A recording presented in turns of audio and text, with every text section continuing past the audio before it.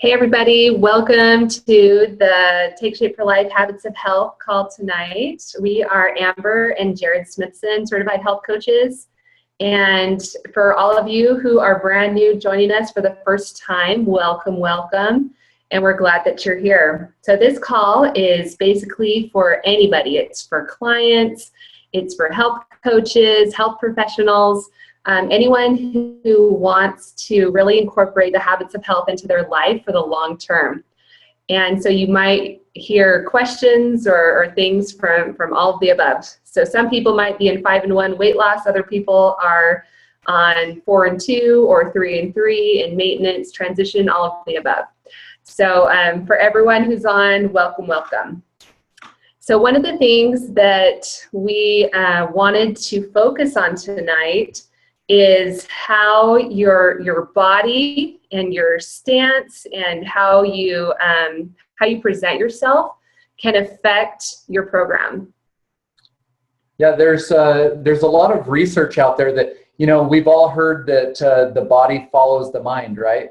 Our mind is so powerful, but also there's research that suggests that the opposite is true too. How we present ourselves, how our posture and things like that affects how our mind functions too.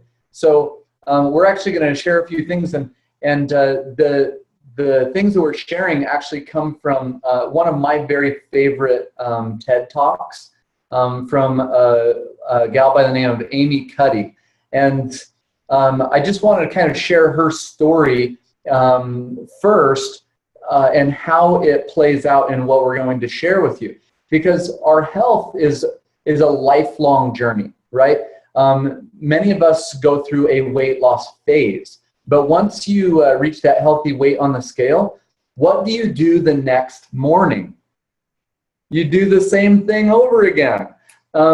If you want to live a lifetime at a healthy weight and enjoy optimal health, you're going to continue to eat 6 small protein carb balanced meals. You're going to drink lots of water, and you're going to move your body. You're going to learn how to manage stress better, take some quiet time, things like that. So you're going to keep doing those things if you want to maintain that new healthy body that you've created. Well, and I think that's a good point, Jared, because sometimes, we get into that diet mentality where, okay, we're on a diet, got to drink our water, or got to get your meals in or eat your lean and green. And then there's a part of your brain that's going, man, I just can't wait till I hit my goal weight so I can stop drinking my water, so I can eat, all the stuff I'm not allowed to eat or whatever it is. And that is your signal to go, oh, okay, that is thoughts that's going through my head that lends to diet mentality, right? So it's good. It's good to listen for that, because we're humans, right? There's a part of our brain who says seek pleasure, avoid pain at all costs. And sometimes it's a lot more pleasurable to eat chocolate cake than lean and green, or to just not drink your water and have Diet Coke instead, right? Absolutely. So actually, I'm gonna share Amy Cuddy's story a little bit later, but we're gonna share our screen and just share a few. Where's my PowerPoint? That one. Oh, there we go. I was looking for my PowerPoint. Okay, is everyone seeing the PowerPoint? Somebody give me a thumbs up. Okay, good. Okay, awesome. So our bodies change our minds. Our minds can change our behavior can change our outcomes. So we want to focus on this, and we want to show you a few things. So, there's a bunch of research out there that shows that there's these power poses. They've taken people who are actually blind or deaf, people who didn't understand, maybe they hadn't seen or heard something like this before. They hadn't heard music. They hadn't seen like a victory celebration or anything like that. And they gave them a task, and from very small ages, children would do this. They would put their arms up like they had just been victorious in something. So it's a natural, very natural reaction to spread out like this when you're feeling powerful. Yeah. And let's see that next slide. So there's some other power poses, like, the hands on the hips. It was interesting because Dr. Anderson, who the founder of Take Shape for Life, we were at Go Global, and we were in the Team Global. Yeah. We were in the Team Global meeting, or it could have been Global Directors, can't remember. But basically, our moderator was saying, okay, how do you stand, or how are you when you feel like you're at your best? And he looked a lot like this top left, hands on his hips, like weight equally distributed. And for any of you who have met Dr. Anderson before, he's very like confident, powerful guy, right? Believes in what he's doing, knows what's what. And so I think that I've seen a lot of people using the power poses just naturally. Yeah, so let's go back to this slide real quick. So this was a study done with the help of Amy Cuddy, that they took students and they had them interview for jobs. They didn't know that they weren't studying for or interviewing for real jobs. They had mock interviewers come in, and however, before they went through the interviews, they had one group of people who went and they showed them these power poses. And they instructed them and coached them on having these kinds of postures during an interview.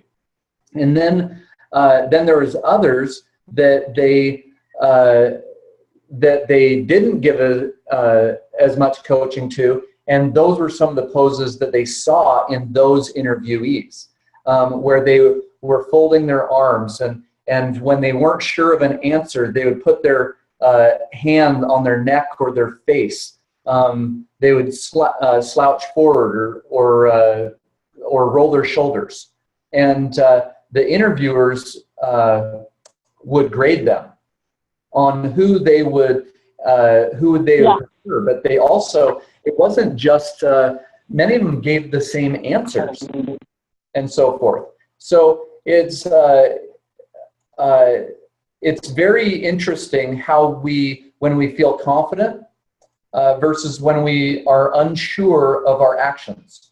And the people who were coached on these power poses, they were graded much higher, even though they didn't have the correct answers about everything. That's interesting. Okay, I'm going to stop sharing real quick, and I want to, I'm going to put on the gallery view so I can see you guys. Okay, so just for a second, if you're on your video, just kind of do a lower energy pose right now, like fold your arms, slouch your shoulders, like just kind of, get small and kind of just feel how that feels, or look down and just sit with that for just a little bit. Yeah, hand on your face or behind your neck, kind of like, oh, my neck hurts. Or okay, so now switch it up, and I want you to like put your hands up high, like, yeah, I won, or I'm stretching, or yeah, hands behind your head. Got my water in today. Yeah. Stuck to my schedule. That's right. Passed up on the chocolate cake. I hear a little like props going on. Yeah. Which feels better? Like literally, I'm gonna allow you guys to unmute yourself if you want to. Somebody tell me like just how that feels, just moving your body. Somebody get off mute and share. Or I will call on somebody. I will call on Liz Jensen. You're off mute. I just thought it felt like more fun and freeing, like almost like just feel the air, flowing through your body. So yeah. I love that. Anybody else? Oops. Kurtley? What? I just barely got off the phone with a client. What was your question? Okay, never mind. You're good. On the spot. I'll say it felt a lot more energetic and positive. Awesome, Sandy. I love that. So isn't it interesting that you probably were feeling however you were feeling before you went through the exercise, and after those two different things and feeling the difference between them, it's amazing how your body can actually change your mindset. So here's another one to do. You have a pen? Here's one. Okay, grab a pen or a pencil if you have one near you. Okay, this one will be fun in gallery view as well. Okay, grab a pen or a pencil, and now I want you to stick it between your teeth. Okay? So doing this, I can't talk about it in my teeth. It actually makes you smile. Like, it brings your cheeks up. You have to open your mouth. It actually changes your mood. It makes me laugh to do it, actually. And it's funny because just physically making yourself smile can change your mood as well. How many of you have ever, probably none of you have ever experienced this, where you start a new day and you're like driving to the gym and you're just hoping for anything to distract you, and like, oh, I got a phone call, got to go pick up a sick kid from school or whatever. Hopefully I get a flat tire so I don't have to go to the gym, right? And we're like, it's so miserable. I do not feel like exercising. And none of that stuff happens. There's no sick kid. There's no flat tire. You get to the gym. Maybe even you sit in your car for a couple of minutes and like start texting people or Facebook messaging people like, oh, what else can I distract myself with? And then nobody responds. And you're like, okay, I'm just going to go exercise. And then all of a sudden a lot of exercises, you're in these power poses naturally. You start getting blood flowing through your body and stuff. And then what happens?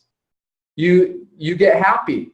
You feel better and stuff. So it doesn't only happen with exercise. It happens with the way you move entirely through your day. Or the way, even with your eating. Let's talk a little bit about that.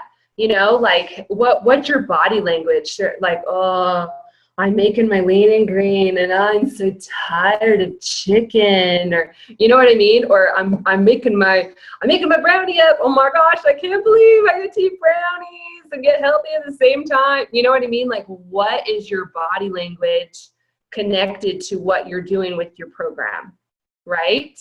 And it goes back to I can't wait to be at my goal weight so that I can blah, blah, blah, versus, wow, I can see myself eating 6 times a day, like forever. Like, this gives me so much energy. Like, when I reach my goal, like, that's just the first step. So there's a big difference between those. Let's see. Yep, for sure. Share the screen again. This one. Thank you. Yeah, so how many of you have ever heard this phrase, fake it till you make it? So what happens when you fake it till you make it? These are some of the things that typically happen in people. You feel like an imposter, right? Who is this person that's faking this? This isn't me. You feel like you don't belong in the space that you're living in. You feel like you're lying to yourself and lying to others. This is where I'm going to actually share some of Amy Cuddy's story, because I absolutely love her story. So she was a highly intellectual person, very, very accomplished in her younger years, and had all kinds of scholarships and all this stuff. She was in a severe accident when she was in high school and had a traumatic brain injury. And afterwards, she had to relearn how to do a lot of things. And her education and intellectual achievements and stuff no longer came as easily as they did before. But yet she still wanted the same thing. She wanted to be an intellectual. She wanted to teach at an Ivy League school and so forth. So she had a teacher that said, you know what, Amy, although it's going to be a lot of work, I'm going to help you. And she said that it was agonizing hours doing her homework and stuff, whereas before, like, she didn't even have homework. She finished everything in the classroom and so forth. She went to, I can't remember which way she went. She either went to Princeton or Harvard first, and I think Princeton first, and now she teaches at Harvard. Yeah. But while she was at Princeton, she went up to a professor and said, "I don't belong here. I'm an imposter in my own life. I can't fake it till I make it." And her professor said, "Amy, what you're going to do is you're going to get up and you're just going to do it every single day. You're going to do it until you become it." And she no longer felt like she was faking it. She just got up and she was enjoying the journey. She was taking part in a journey that required consistent daily action. And she often went to that professor and she's like, "I still don't feel like I belong." And her professor said something very profound. She said, I can't tell you when you're going to feel like you belong, but you will have a moment in your life where it hits you. And it wasn't until years later where she was actually teaching at Harvard in a business school, and a young girl came up to her after class and said, "Miss Cuddy, I don't feel like I belong." And in that moment, Amy said, "I knew that I belonged. I knew that I had become it, because now my struggle in life, I was able to help someone else who's potentially going through exactly the same thing that she was." So it's not about faking it till you make it. It's about consistent daily action, just doing it and doing it and doing it and doing it, and creating those habits until you become it, and you wake up and you're like, how was I never this? How was I never a healthy person? Because when you do it every single day, you eat your 6 small meals, you drink your water, you move your body, all those things. 7 years after losing 50 pounds, I wake up every single day and I'm like, well, it's simple. It's my life now. But along the, sometimes some days along the 7 years, I had moments where I'm like, man, am I going to be able to keep doing this? Yeah, and there's probably many of us on this call or listening to playback where you kind of feel like you're in the phase where you're faking it, right? Where you're just doing it and you're going, boy, I don't think anyone would consider me a healthy person, or I don't consider myself a healthy person. And a lot of times we get tied up in that identity. We get tied up in believing the detrimental things that our brain tells us. And what it really comes down to is doing it every single day until one day you wake up and you have become it. I made a Facebook post earlier today and talked about how, when we first started getting healthy and I lost my weight 12 years ago, that it was hard. My kids and even this guy here was kind of like, what kind of soup are you making with fresh vegetables? And what? How come we're not just having corn dogs like normal, right? And sometimes you get a lot of pushback and you get a lot of people going, who do you think you are, right? Or we say that to ourselves. And what it comes down to is that you can become whoever you want to become. And the naysayers can just get over it. 12 years later, it didn't take 12 years, by the way. I had a neighbor that was like, oh no, 12 years.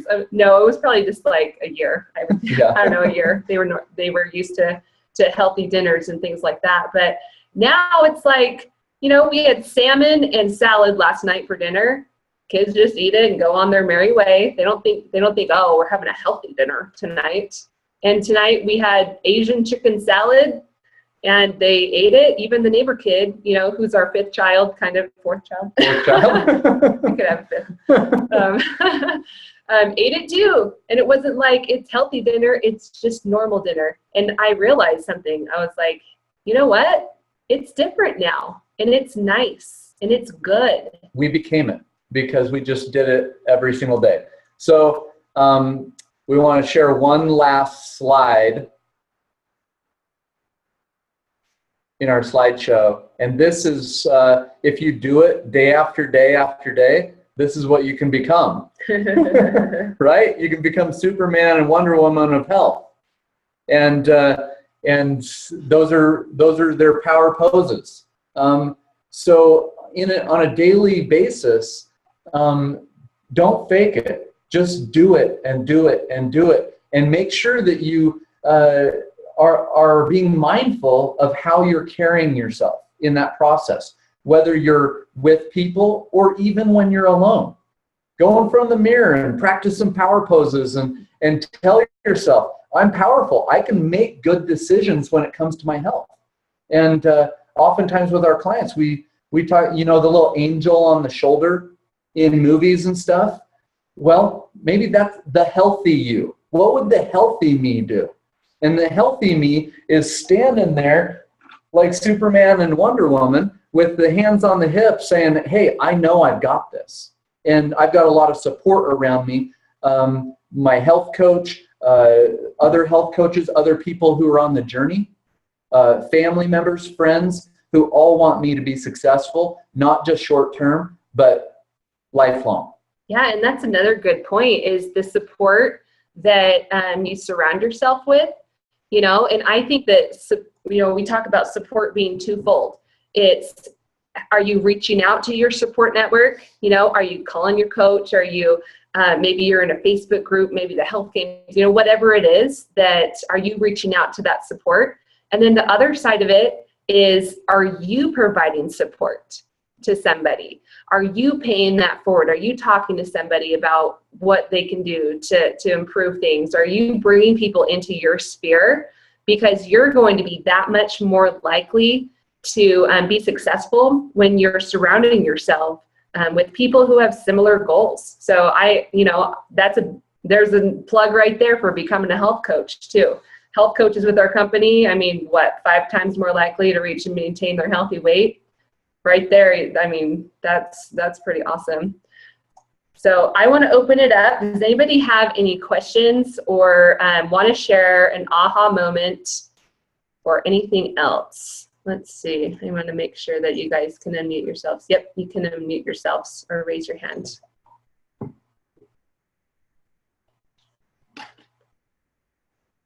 Don't be shy. I'll say something. Go ahead. Oh, it just flipped on me.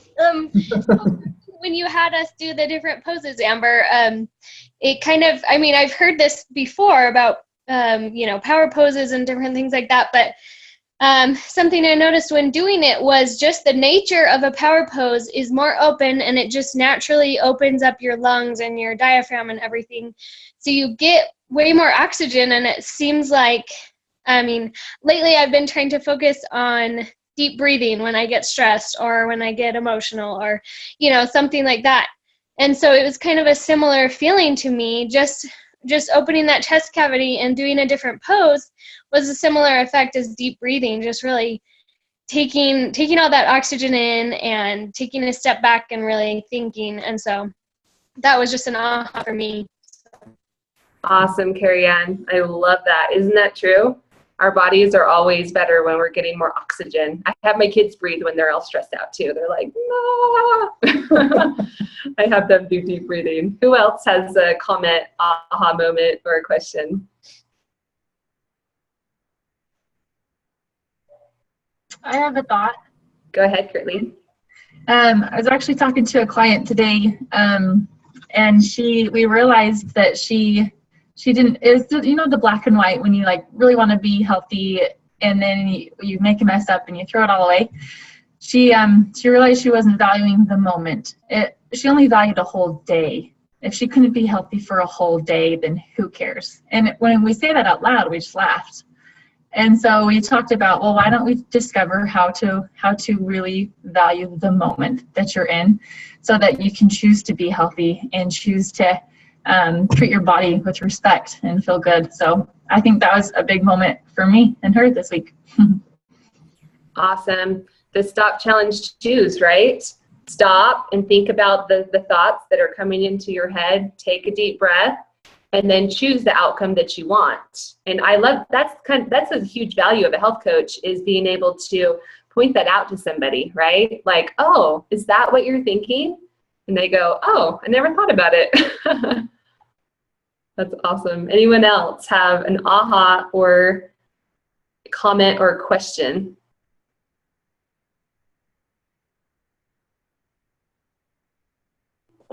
I'll share something really quick. One thing that I have learned when you're trying to fake it till you make it or form a new habit is you have to be consistent. It's so easy to get out of a habit. And for example, I started running like 6 months ago, and I made a goal. I'm doing this 3 times a week. I'm never going to miss a day. And if I did miss a day, it was so much harder, or so much easier to miss the next day. And so if you just make it a priority, and it just, that's going to become habit. Now I love it, and it's a lot easier. But even if you're faking it, drinking your water, making sure you do that every day, then it's going to become natural. And just like Jared was saying, it's just life now. And so just make that a priority, not to skip days to get out of that habit. Awesome, Liz. I love that. Such a good point. Well, anyone else before we wrap up the call? I always love everybody's takeaways and comments. I'll say something. Go ahead, Sadie. With the fake it till you make it comment, I've actually said that quite a bit. But I actually, sorry. I actually changed the way I say that because of the program. I reiterate this to my clients: hold the vision and trust the process. So changing fake it till you make it to faith it till you make it really kind of like slides into that hold the vision and trust the process. And curbing our thoughts is one of the hardest habits to interrupt. And so I think for me, it just is a strong, and it's quite powerful within the program to